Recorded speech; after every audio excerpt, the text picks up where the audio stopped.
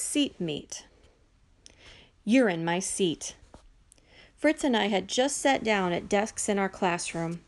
Another boy named Willie stood over Fritz, demanding he give up his desk.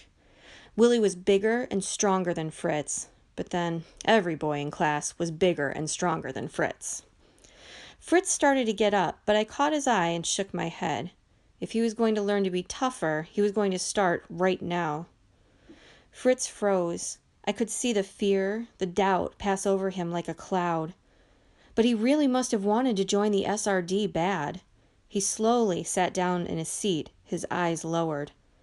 I said, "You're in my seat," Willie repeated. He gave Fritz a slap that made his head turn. "Sock him," I whispered.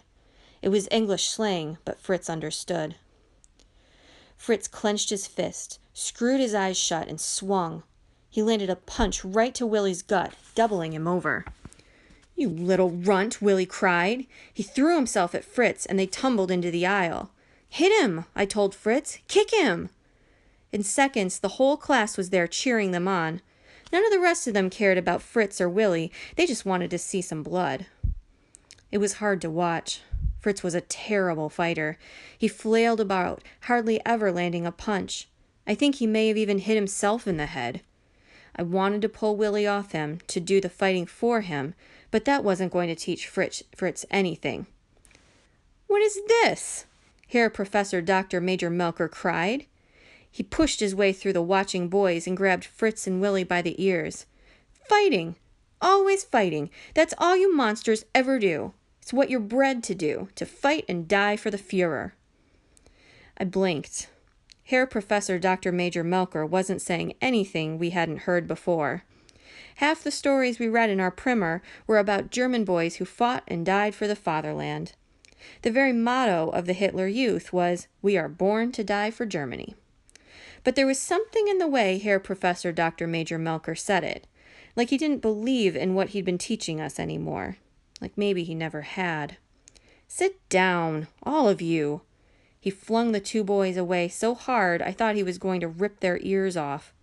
I had never seen Herr Professor Dr. Major Melker this mad before. Fritz slid back into his seat, and Willie slunk away.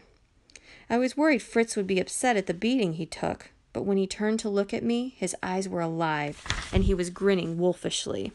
He was drunk on confidence. Even though he'd taken a beating, he liked the feeling of fighting back.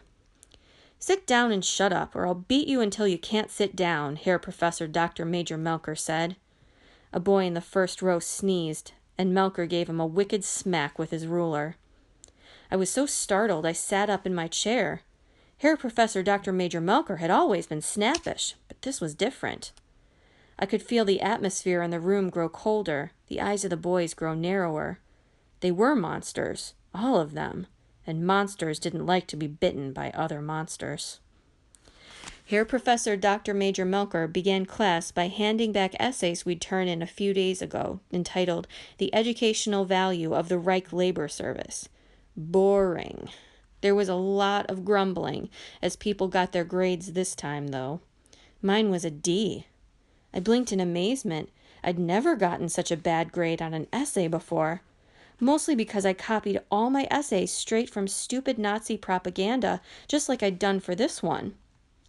Giving me a D on words I'd lifted right out of the German newspapers was like Herr Professor Dr. Major Melker saying he disagreed with the official party line.